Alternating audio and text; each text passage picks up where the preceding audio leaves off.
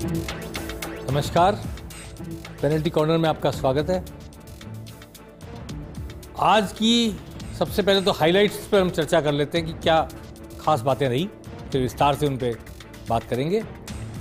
आज मुख्यमंत्री भजनलाल 3 सीटों पर भाजपा प्रत्याशियों के पर्चा भरवाने गए, खींवसर, सलूबर और चौरासी। कल वो 4 सीटों पर गए थे, दौसा, देवली उनियारा, रामगढ़ और झुंझुनू। आज अशोक गहलोत भी मैदान में उतरे, डोटासरा के साथ 2 जगह पर्चा भरवाने गए, दौसा और देवली उनियारा।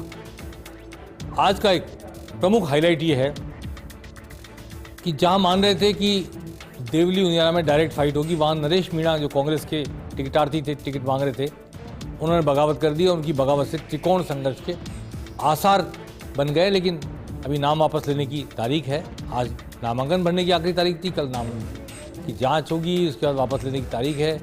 हो सकता है कि इनमें मान मनोवर हो जाए। अगर नहीं हुई तो नरेश मीणा भी एक त्रिकोणीय संघर्ष बनाने का की हैसियत रखते हैं।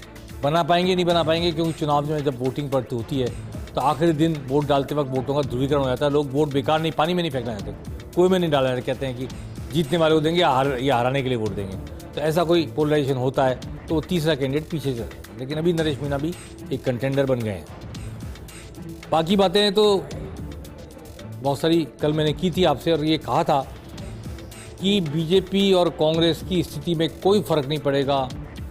7 सीटों पर उपचुनाव है, 1 पर बीजेपी जीती थी, 4 पे कांग्रेस जीती थी, 1 पर हनुमान बेनीवाल की पार्टी जीती थी, खींवसर में खुद हनुमान बेनीवाल जीते थे, 1 पर 84 में बाप जीती थी। तो अब कोई कितनी भी जीत ले, बीजेपी 114 से 120 हो जाए, 6 जीत जाए, तो कांग्रेस 6 जीत जाए तो क्या फ़र्क पड़ जाएगा। वो प्रतिपक्ष में ही रहेंगे, सत्ता में आने से रहे, नेता प्रतिपक्ष है उनके पास में, संवैधानिक रूप से वो बना रहेगा। तो ये सब चीज़ें चलती रहेंगी। कल मैंने कहा था कि कोई फ़र्क नहीं पड़ रहा है इन राजनीतिक दलों को, नतीजा चाहे कुछ भी हो। लेकिन आज मैं एक नई बात कहूँगा, सबसे आखिर में जाकर आपको बताऊँगा कि पार्टियों पर फ़र्क पड़े ना पड़े, नेताओं के कद पर फ़र्क पड़ेगा। खासतौर पर मुख्यमंत्री भजनलाल और किरोड़ीलाल मीणा पर फ़र्क पड़ेगा, खुद हनुमान बेनीवाल पर फ़र्क पड़ेगा, और डोटासरा गहलोत पर फ़र्क पड़ेगा, सचिन पायलट पर फ़र्क पड़ेगा। ये बात मैं तफसील से आपसे बात आज करूँगा। सबसे पहले आज जो नामांकन भरवाए गए, आप परिदृश्य देख रहे हैं सामने, और ये भजनलाल हैं, खींवसर गए सबसे पहले नामांकन भरवाने। खींवसर में इन्होंने रेवंत राम डांगा जो मात्र 2000 वोट से हारे थे पिछली बार हनुमान बेनीवाल से, उनको बड़ा सशक्त प्रत्याशी माना जा रहा है। उनका पर्चा भरवाया। गजेंद्र सिंह शेखावत को आप देख रहे हैं, मदन राठौड़ तो साथ रहते ही हैं, प्रदेश अध्यक्ष हैं नए, और पूरी छाया की तरह साथ लगे मुख्यमंत्री के। अब ये रेवंत राम डांगा अब कितनी बड़ी चुनौती, क्या पहले जैसी चुनौती पेश कर पाएंगे या उससे भी ज़्यादा बड़ी चुनौती पेश करेंगे, क्योंकि पहले कांग्रेस नहीं लड़ी, अब कांग्रेस लड़ेगी। तो वो एक नया समीकरण आपको देखने को मिलेगा। अभी मुख्यमंत्री ने आज क्या कहा, खासतौर पे चूंकि हनुमान बेनीवाल जो सांसद है उनकी कॉन्स्टिट्यूंसी में, तो आइए सुनते हैं मुख्यमंत्री ने क्या कहा। इन पर्चे नामजदगी की जो नामांकन सभाएं थी उनमें 3 जगह वो गए थे, खींवसर, सलूबर और 84। तो मुख्यमंत्री ने आज अपनी क्या तकरीर पेश की, सुनते हैं। खींवसर में रेवत राम जी की नामांकन सभा में आए हैं, लेकिन मैं आपसे एक बात कहूंगा कि चुनाव तो आज है, लेकिन चुनाव हारने के बाद रेवत राम जी हमेशा मेरे को अगर कहीं मिलने गए तो खींवसर की समस्या को लेकर के मिलने गए। हर बार आते हैं 1, 2, 4 कागज लेकर के आते हैं, उनको इतनी चिंता है। आज वो नामांकन के लिए आए, फिर भी मेरे को 4-5 कागज उन्होंने पकड़ा दिए हैं। अब देखिए कि क्षेत्र की कितनी चिंता करने वाले हैं कि आज नामांकन उन्होंने किया है, नामांकन की यह सभा है, लेकिन 4-5 कागज आते ही आते मेरे को कि साहब ये भी होना चाहिए, किसानों को उसका मुआवजा नहीं मिला है उसको दीजिए। 4-5 कागज लगातार मेरे को दिए हैं। मित्रों, मैं आपको कहना चाहता हूं कि जमीन से जुड़ा हुआ वो कार्यकर्ता होगा, वो आपके दुख को, दर्द को पहचानेगा, जानेगा और समाधान करने की पूरी कोशिश करेगा। मुख्यमंत्री ने प्रत्याशी को ऐसे प्रस्तुत किया कि कितना जनता से जुड़ाव है कि आज भी वो कागज लेकर आए, समस्याएं लेकर आए, भले नामांकन भरने आए हो। तो ये अपने उम्मीदवार को प्रस्तुत करने का एक नया तरीका। आज खुद अशोक गहलोत मैदान में उतरे, डोटासरा प्रदेश अध्यक्ष भी कांग्रेस के, उनके साथ दौसा भी गए और उसके बाद देवली उनियारा भी गए।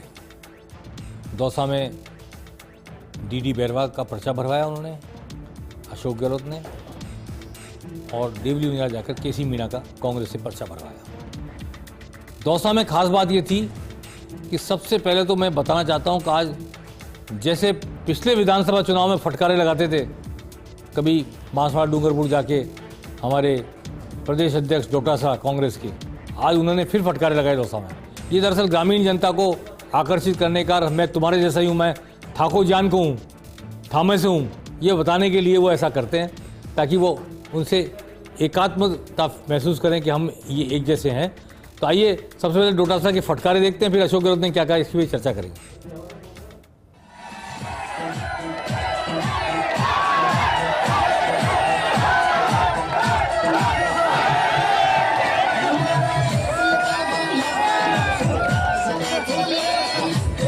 बहुत धन्यवाद माननीय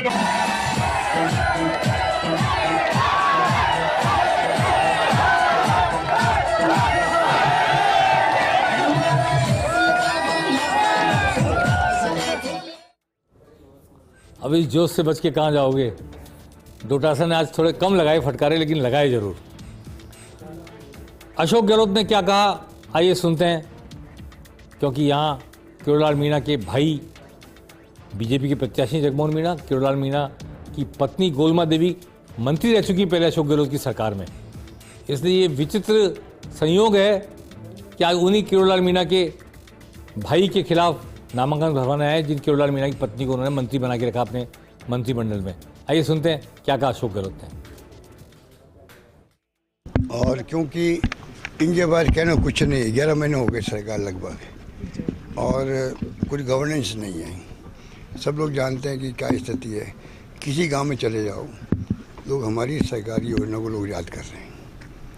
ये तो आपके मैं कह रहा हूँ, किसी गांव में चले जाओ, उसका मतलब क्या है। तो इनको चाहिए कि हमारी योजना बंद कर रहे हैं। स्वास्थ्य योजना थी, चिरंजीव कमज़ोर कर दिया, अन्नपूर्णा किट बंद कर दिया, पेंशन टाइम पे आ नहीं रही है, बच्चों को स्कॉलरशिप नहीं मिल पा रही है। तो सब क्षेत्रों में भिखारी काम रुक गए। कॉलेज की बिल्डिंग, तहसील बिल्डिंग, एक माहौल बन गया था विकास का, वो ठप हो गया। तो इनको चाहिए कि सब काम छोड़ के गुड गवर्नेंस पे ध्यान दे, उससे जनता का भला होगा। सलाह दी अशोक गहलोत ने, गुड गवर्नेंस पे ध्यान दो।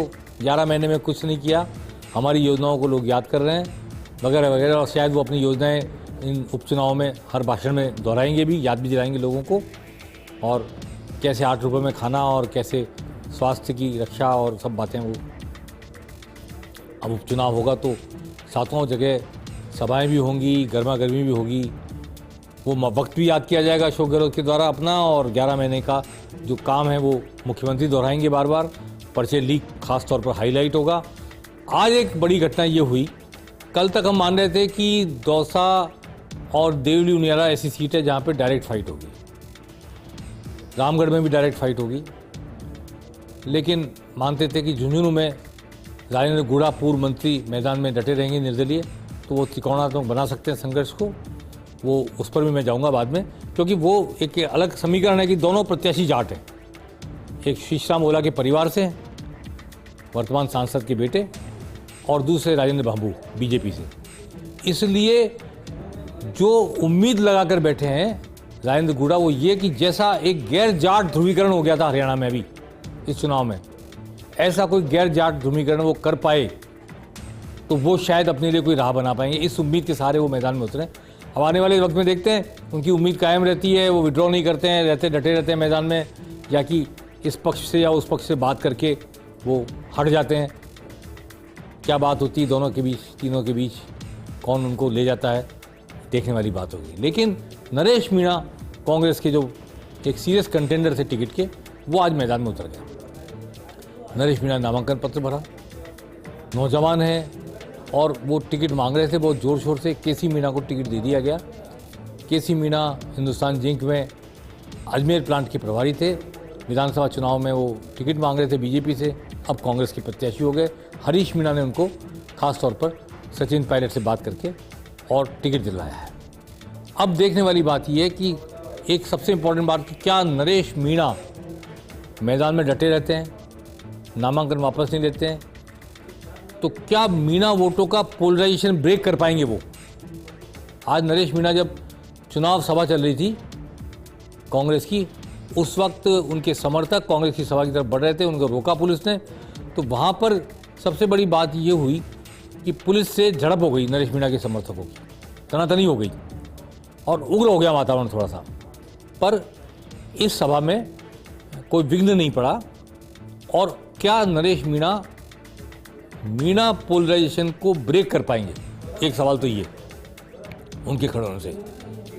और इस तरह क्या वो कांग्रेस को डैमेज कर पाएंगे, या कि केवल चंद समर्थकों को लेके बस एक धारा नहीं बनने देंगे, बहुत प्रबल धारा जो बन जाती है एक जाति की कट्टरता से, वो नहीं बनने देंगे। शायद ऐसा कर सकते हैं कुछ। सीरियसली उसको डैमेज कर पाएंगे नहीं कर पाएंगे, आने वाला वक्त बताएगा।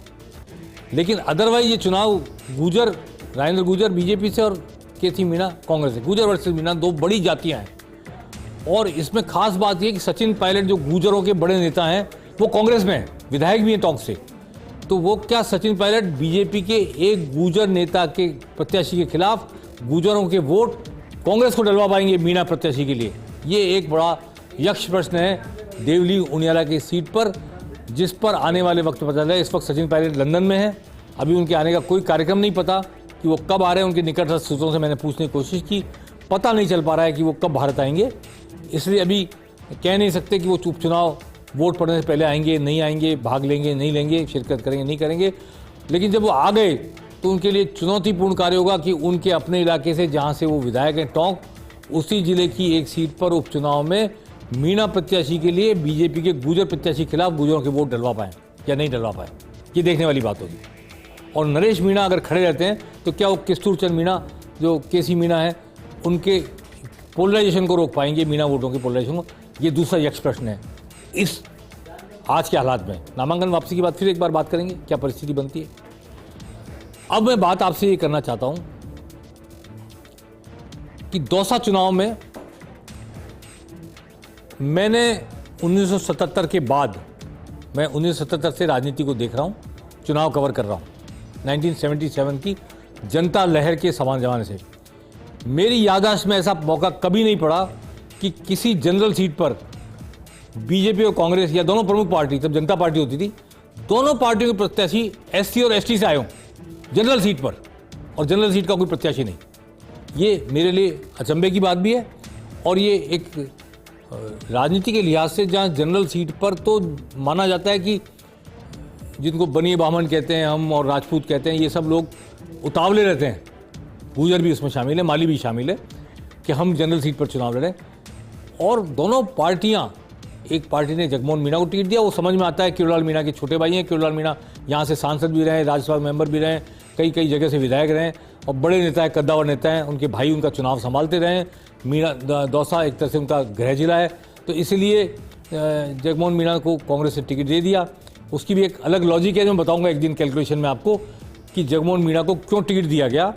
और अगर मीणा वोट कांग्रेस से नहीं लाए जाते, अगर दूसरे सवर्ण जाति को टिकट देती बीजेपी, तो मीणा, एससी, मुस्लिम और गुर्जर चारों वोट एक तरफ पड़ते कांग्रेस के साथ। इसलिए बीजेपी ने इसका अध्ययन करके ये फैसला लिया। वो अलग विषय, किसी दिन आप चर्चा करेंगे। लेकिन पहली बार जीवन में मैं ऐसा देख रहा हूँ कि 48 साल के मेरे पत्रकारिता के जीवन में, कि पहली बार किसी जनरल सीट पर कोई जनरल प्रत्याशी कंटेंडर नहीं है, सीरियस कंटेंडर नहीं है, दोनों बड़ी पार्टियों ने एससी और एसटी का प्रत्याशी, रिजर्व क्लास का प्रत्याशी खड़ा कर दिया और चॉइस है इनमें से एक को चुनना है। अब सबसे बड़ी बात कि हरियाणा ब्राह्मण खासतौर पर दौसा में चर्चा कर रहे हैं, इस तरफ जाएं या उस तरफ जाएं। इनकी बैठकों का दौर जारी है, आज भी बैठक थी, कल भी और बैठक होने वाली है। विप्र फाउंडेशन भी सक्रिय हो रहा है, वो भी तय कर रहा है कि क्या कहे अपने फॉलोअर्स को, अपने समर्थकों को, अपने सहयोगियों को, साथियों को। तो अभी इस पर एक्सरसाइज चल रही है, जनरल कास्ट एक्सरसाइज कर रही है कि इस पलड़े में बैठे या उस पलड़े में बैठे। सरकार बीजेपी की है, 4 साल उन्हीं की सरकार चलनी है, उनसे काम पड़ेंगे, ये सारी बातें अलग है। और बीजेपी ने जगमोहन मीणा को टिकट दिया, ये विषय अलग है।